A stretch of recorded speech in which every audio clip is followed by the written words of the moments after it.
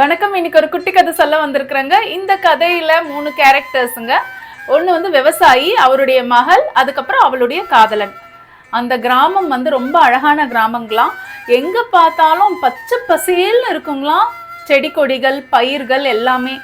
அந்த பக்கம் பார்த்தா தென்னை மரம், இந்த பக்கம் பார்த்தா மாமரம், இந்த பக்கம் பார்த்தா மாதுளம் பழ மரம், அந்த மாதிரி பூத்து குலுங்குங்களாம் செடி கொடிகள் எல்லாமே. அந்த கிராமத்து மக்கள் தங்களுடைய பெண்களை வந்து கல்யாணம் பண்ணி கொடுக்கணும்னா ஒரு வீரனுக்கு தான் கல்யாணம் பண்ணி கொடுக்கணும், அதே மாதிரி புத்திசாலியா இருக்கிறவனுக்கு தான் கல்யாணம் பண்ணி கொடுக்கணும்னு நினைச்சு ஏதாவது ஒரு போட்டி வைப்பாங்களாம்.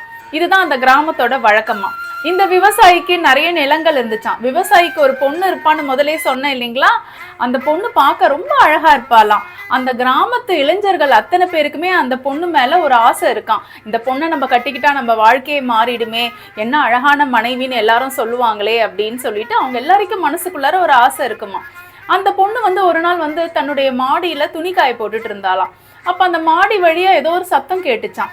எட்டி பார்க்கிற நேரத்துல கீழே வந்து பசங்க வந்து கிரிக்கெட் ஆடிட்டு இருந்தாங்களாம். இந்த பொண்ணு திடீர்னு தன்னையே அறியாம அந்த பையனை நோக்கி பார்க்க ஆரம்பிச்சிருச்சுங்களாம்.